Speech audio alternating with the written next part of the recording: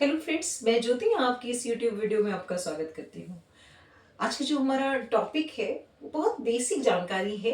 अ, अनुस्वार की जो मात्रा है या अनुसार में जो हम अंक की बिंदी लगाते हैं, इसी के बारे में चर्चा करेंगे इस वीडियो में। आप देखेंगे कि हर जो हमारा ये काखा गागा का वर्ग है, मतलब काखा गागा का जो वर्ण है, वर्णमाला है, इसमें क्या है कि पांच पांच के ग्रुप बनाए हुए हैं। ठीक है, यानी इसको वर्गीकृत किया हुआ है, वर्गों में बांटा हुआ है। क वर्ग, च वर्ग, ट वर्ग, त वर्ग और प वर्ग। ठीक है, सबको बांटा हुआ है। अब इसमें क्या है, देखिए क वर्ग को हम जैसे क है तो क वर्ग बोलेंगे, च वर्ग, ट वर्ग, त वर्ग और प वर्ग। और इसमें जो इसका लास्ट वर्ड है यानी पांचवा लेटर जो है, पंचम, इसको हम बोलते हैं पंचमाक्षर। ठीक है, यानी कि इस वर्ग का आखिरी शब्द, आखिरी वर्ड है ना, इस वर्ग क वर्ग का आखिरी ये। और हम इसको जब किसी शब्द में हमें दर्शाना होता है तो हम कैसे दर्शाते हैं? अंक की बिंदी से। यानी ये कैसे शब्द होते हैं? हमारी नाक से निकलते हैं, मतलब इसकी ध्वनि जो होती है वो नाक से निकलती है, यानी ये नेजल साउंड है। ठीक है, ये नेजल साउंड है। तो अब हम देखेंगे कि हर वर्ग में जो पांचवा वर्ड है वो क्या है? अनुस्वार है। ठीक, वो क्या है? अनुस्वार है। उसमें हम क्या करते हैं? शब्दों में अंक की बिंदी लगाते हैं। अब हमारा प्रश्न बनता है कि हम कैसे पहचानें। अब देखिए, मैं कुछ शब्द लिख देती हूं पहले। जैसे मान लीजिए मैंने लिखा बम्पर, एक लिख दिया मैंने गंगा, एक लिख दिया मैंने गंदा, लिख देती हूँ, एक लिख दिया मैंने बंदर। इस तरह से बहुत सारे शब्द हैं, आप शब्दों को देख सकते हैं। एक मान लीजिए मैंने लिख दिया कंठ, है ना। इस तरह से बहुत सारे शब्द हैं। अब मैंने सब में बिंदी है, तो हम कैसे पहचानेंगे कि इन जो ये जो पंचमाक्षर हैं, इनमें से किस ध्वनि का यहां पर प्रयोग हुआ है? ठीक है, जो अनुस्वार लगा है वो किस ध्वनि के लिए लगा हुआ है? ठीक है, ये ध्वनि तो है, ये जो वर्ड्स हैं ये ध्वनि है, आवाज है इनकी। तो ये किस ध्वनि का यहां पर प्रयोग हुआ है? तो इसके पीछे कोई बहुत रॉकेट साइंस नहीं है, सीधा सा इसमें एक लॉजिक है, एक नियम है। उस नियम से आप पहचान सकते हैं कि इसमें कौन सा अनुस्वार है। ठीक है, अब शुरू करते हैं। देखिए बम्पर, एक शब्द लेते हैं बम्पर। बम्पर, तो देखिए अब मैंने लिया ब, और अब हम देखेंगे कि दूसरा शब्द क्या है, अनुस्वार के बाद वाला शब्द क्या है? प। मैंने आपको बताया हर में वर्ग है, प वर्ग है। प वर्ग का पांचवा लेटर कौन है? म। ठीक है, प वर्ग का पांचवा लेटर क्या है? म। तो यहाँ पे जो बिंदी लगी है, यहाँ पे जो अनुस्वार का इस्तेमाल हुआ है वो कौन सा हुआ है? म, है ना। तो हम इसको ऐसे लिख सकते हैं। ठीक है, यानी ये भी ठीक है और ये भी ठीक है।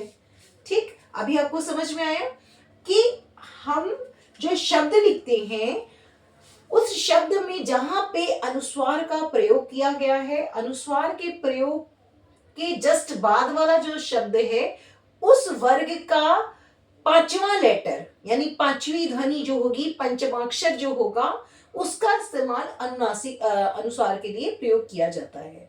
ठीक है, अब जैसे देखिए यहाँ पे है गंगा, दूसरा शब्द देख लेते हैं गंगा। देखिए ग है, ग के बाद अंक की बिंदी है, हम तो इसको अंक की बिंदी ही पढ़ते हैं, पर यहाँ पे जो दूसरा लेटर है वो कौन, क्या है? ग है।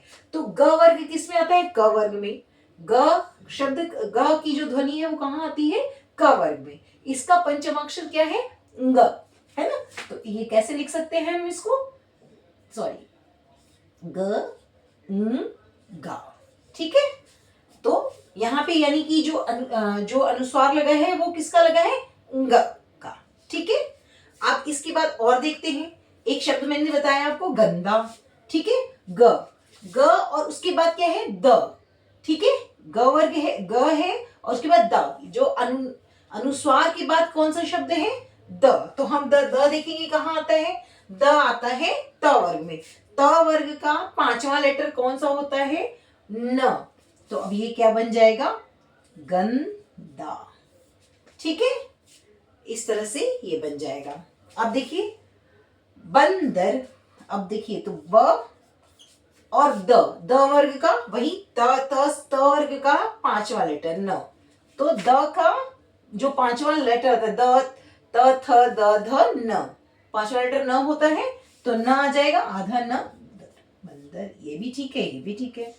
कंठ, अब देखिए ठ है यहाँ पे क्या है, ठ है, तो अब क के बाद ठ किस में आएगा, देखिए ठ आ गया ट वर्ग में, तो अण यहाँ पे किसका है, कंठ, न की भी न का प्रोनाउंस हो रहा है, लेकिन है एक्चुअल में क्या, ये।